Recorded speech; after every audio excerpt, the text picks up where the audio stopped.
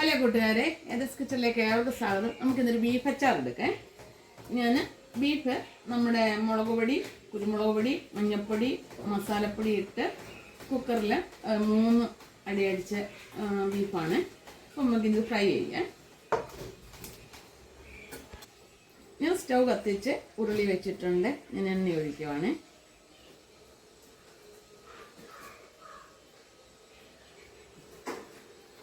ചൂടായത് ഇതുണ്ട്. എണ്ണയെല്ലാം നല്ലതായിട്ട് തിളച്ചിട്ടുണ്ട്. ബീഫ് ഇടുവാണ്. ഞാൻ ചെറിയ പീസല്ല, ഒരു ശകലം വലിയ പീസായിട്ടാണ്. കാരണം ഇത് ഒന്നുകൂടി വറുത്ത് കഴിയുമ്പോൾ ഒന്നുകൂടെ ഒന്ന് ചുങ്ങും. കൊണ്ടിട്ട് വലിയ പീസ് ഞാൻ എടുത്തേക്കാണ്.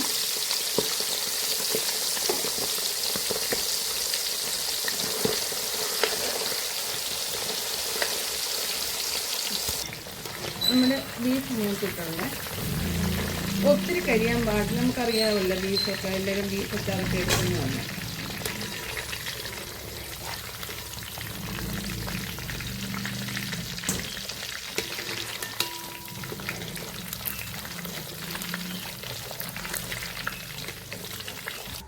നമ്മുടെ ബീഫെല്ലാം വറുത്ത് ഞാൻ എന്നിട്ട് ആ എണ്ണ കുറച്ച് എടുത്തുള്ളേ. പക്ഷെ ഫ്രഷ് എണ്ണയും കൂടെ ഒഴിക്കാമല്ലോ എന്ന് വെച്ചാൽ. നമ്മുടെ എണ്ണ ചൂടായിട്ടുണ്ട്. ഇഞ്ചി വെളുത്തുള്ളിയുടെ പേസ്റ്റാണിത്.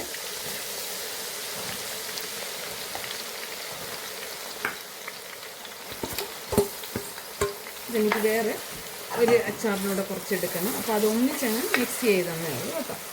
ഇത് കറിവേപ്പിലയും പച്ചമുളകും. ആവശ്യമായ ഉപ്പ്.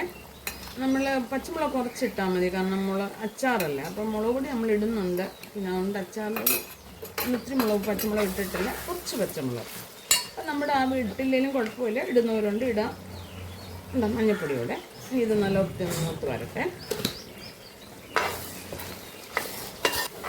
നമ്മുടെ ഗ്രേവിയൊക്കെ മൂത്ത് വരുന്നതേ ഉള്ളേ. ഞാൻ ഈ അച്ചാർ പരിപാടി ഫേസ്ബുക്കിൽ ഇട്ടതിന് ശേഷം എനിക്ക് ഒത്തിരി ഓർഡർ കിട്ടുന്നുണ്ട്.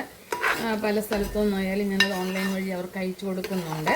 അവരെയൊക്കെ നല്ല അഭിപ്രായം കേൾക്കുമ്പോൾ നമുക്ക് ഭയങ്കര സന്തോഷമാണ്. ഇതിപ്പം നാളെ ഗൾഫിന് കൊണ്ടുപോകേണ്ട സാധനമാണ്. ഞാൻ കഴിഞ്ഞ ആഴ്ചയിലാണ് അച്ചാർ ഇട്ടത്. അപ്പോൾ ഗൾഫിൽ കൊണ്ടുപോകേണ്ടതുകൊണ്ട് പ്രത്യേകം നമുക്ക് നല്ലതായിട്ട് ഞാൻ പുതിയതായിട്ടൊന്നും എടുത്തതേ ഉള്ളൂ. അച്ചാർ ഉടുപ്പുണ്ട്.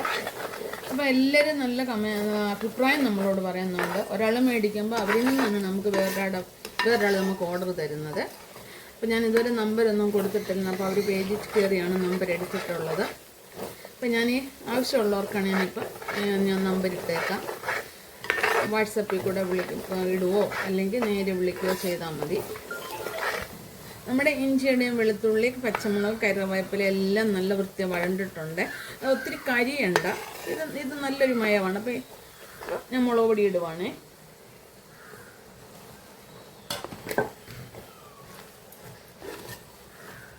ഞങ്ങളിവിടെ പൊടിപ്പിച്ച പൊടിയാണ്. കാശ്മീരി പൊടിയൊന്നുമല്ല, നമ്മുടെ സാധാ ചാറിൻ്റെ മുളകുണ്ടല്ലോ, ആ മുളക് പൊടിയാണ് ഞാൻ.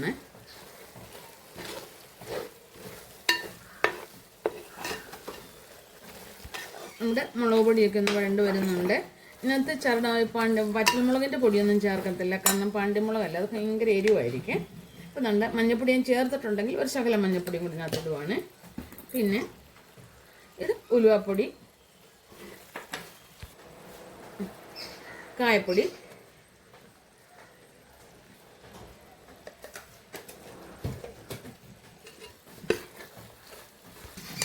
വിനാഗിരി. നമുക്കെന്തെല്ലാം ഇത് കേടാകാതിരിക്കാനും ഒക്കെ ടേസ്റ്റിനൊക്കെ ഒഴിച്ചിട്ട് വിനാഗിരി ഇടും. ഒത്തിരി ഞാൻ ഒഴിക്കത്തില്ല, ആവശ്യത്തിന് മാത്രമേ ഒഴിക്കത്തുള്ളൂ.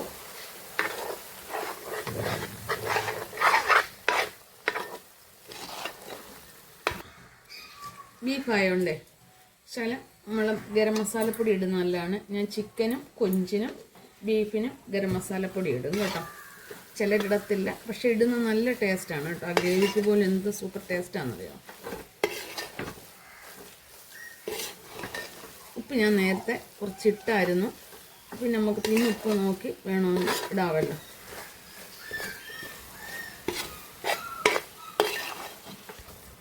ഒരു 5 മിനിറ്റ് നേരം ചെറുതീതി കിടക്കും. നമ്മുടെ എണ്ണയെല്ലാം ഇറങ്ങി വരും. എന്നിട്ട് നമുക്ക് പിന്നെ ബീഫ് ഇടാം.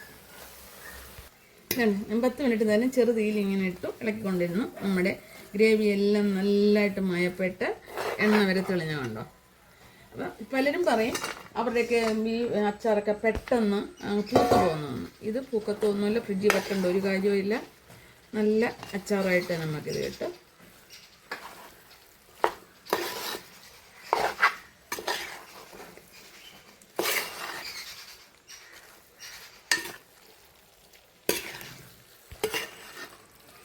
ഞാൻ സ്റ്റവ് കത്തിച്ച് വെച്ചുകൊണ്ട് തന്നെയാണ് ഇളക്കുന്നത് കേട്ടോ.